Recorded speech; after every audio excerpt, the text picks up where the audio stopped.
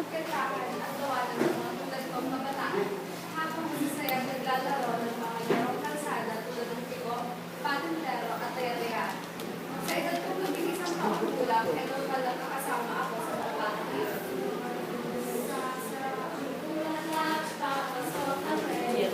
Sasayaw ng cha-cha, ang saya-saya. Manang akong pumasok sa gitna ng rio na ginawa ng mga kalorong babae at buong indayong na iginiling ko ang aking balakang at dewa. Nagkiyawan at nagtawanan silang lahat. Hindi ko alam pero kapag ginagawa ko to, nakaramdam ako ng kaligayahan para sa sarili ko. Pakiramdam ko, isa akong ibon na malayang nakakalipad sa himpapawid. Ngunit sa paglipad ko yun, ay alam kong meron at meron pa rin dahilan para lumagsak.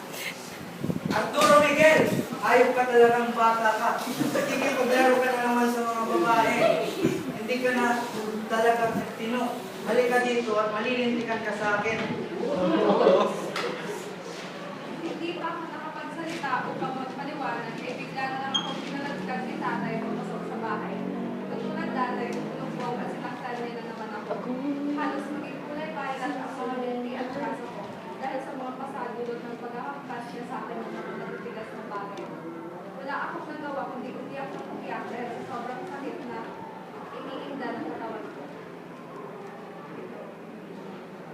Lagi niya to ginagawa sa akin sa tuwing nakikita niya at nadadatnan niya ako nakikipaglaro sa mga babae. Sabi nila, ginawa naman daw yun ni tatay para magtino ako at magbago. Pero ito na talaga ako eh.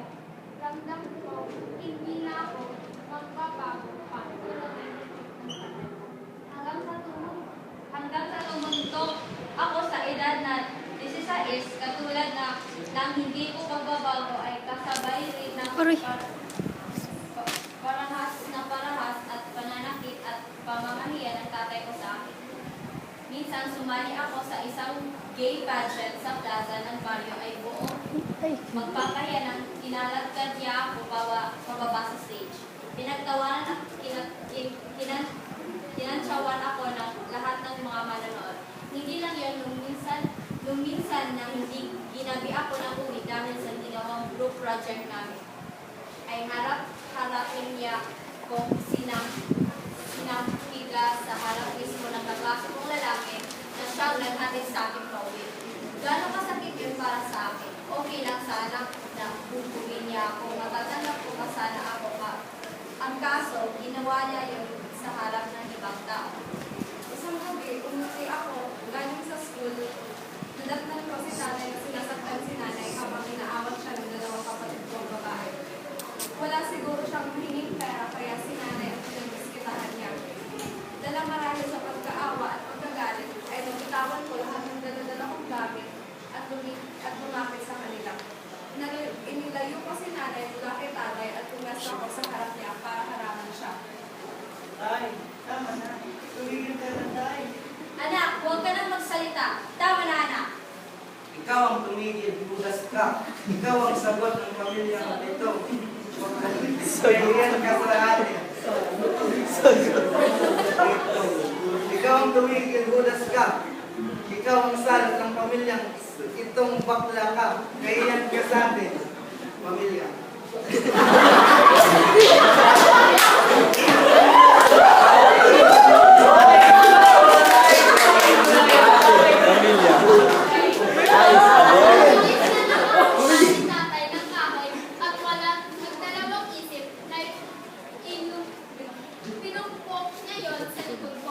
Hindi pa siya nakontento at sinipa pa niya ako sa mukha na parang bang hindi niya ako anak kung itrato. Tumulo ang dugo mula sa bibig ko habang bagsak na nakadapa sa hip. Wala kang mararating dahil sa kalanghamak na bading. Wala kang maasahan sa iyo. Ang mga kagaya mo, ang mga salot sa lipunan, dapat sa inyo tinutuluyan para hindi na dumami. Inuulit-ulit niya ang pambubuo sa akin at habang ginagawa niya iyon ay tumatak sa isipan ko ang mga sinabi niyang iyon sa akin. ginamit ko ang lahat ng mga katagang binitawan sa akin ni tatay noong gabi niyo para lalo ko pang igihan ang aming magsisikap sa buhay. Nag-aral ko ng mabuti, kumayod ako para maipagpatuloy ang pag-aaral ko sa kolehiyo. Dugo at pawis ang naging puhunan ko para unti-unting abutin ang mga nais ko malaking sa buhay. Ginawa kong inspirasyon ang mga taong sumasalungat sa katauhan ko.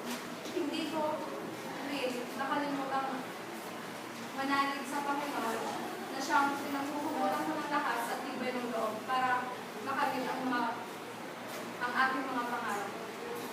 Lumipas ang mga taon na nagsipag-asawa ang aking mga kapatid.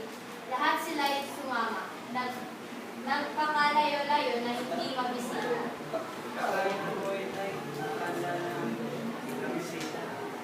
Akay-akay sa paglakad, paisa-isang hakbang. Ngayon, bunog pa lang ang dati magpupunong katawan. Ngayon, sa iyong kaarawan, susubukan mo palitan ang lungkot ng nadarama. Huwag na po natin balikan ang nakaraan. Kahit na ikay medyo naiinis dahil hindi dahil sa nagka-cancer, kundi dahil ako na tagapag-alaga mo nakadas. Isang gabi, ako iyong tinawag. Ako sa iyong tabi, ika'y tumagon at kumapit ka sa aking kamay. At kahit hirap na magsalita, sinabi mo, Anak, patawad sana sa lahat ng aking ginawa. Isinusukas ang tapang at bikote ng mukha dahil minsan sa lalaki ang babae.